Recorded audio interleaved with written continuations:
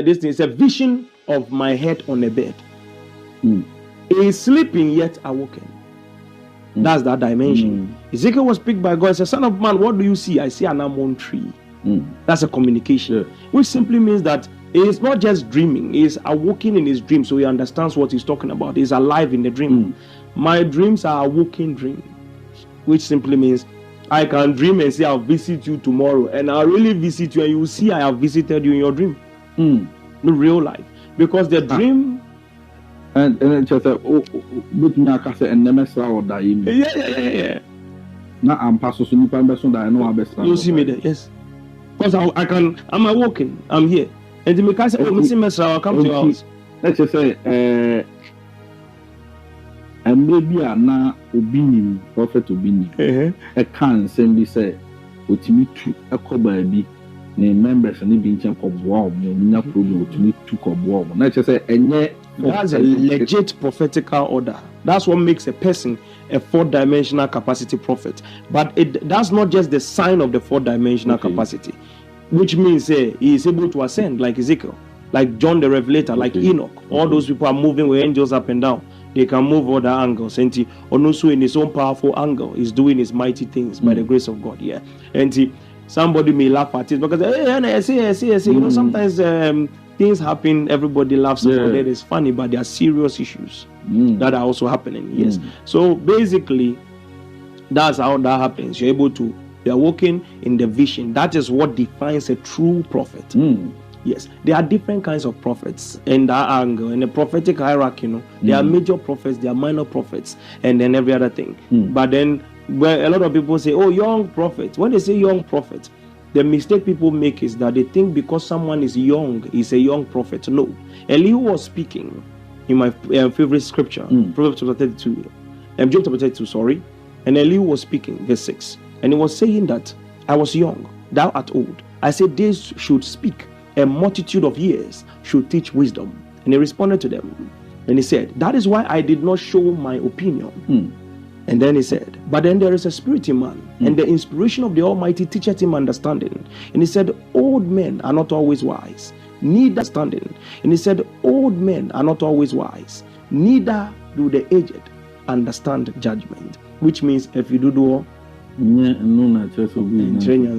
and if you do does not mean you have the capacity to ascertain divine operation. You can be 1 mile long and 2 inches deep. And somebody can be 10 kilometers deep and 2 inches long, which means somebody can arrive today and have the depth that no one has had for 2,000 years. It's different dimensions and different operation, depending on how much. Like Obayan, maybe about 2, 3, 4, 5 years in it. But who will be a bit more dream? Absolutely. Be a prophetic offense and a minister of Juma so many years. For 30 years. Yeah. And that's as a result of the capacity of sacrifice. How much can you uphold?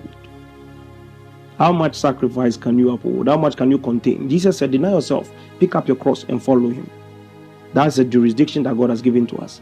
How much of that can you attain? How much of that grinding can you go through? And that's what brings the transformation in the levels. There are levels and there are deeper things that comes in the prophetic order. But then in that regard, for a person to wake up one morning and say, "Election, Assisa," that's a different story. Secondly, in the depth of the prophetic hierarchy, right?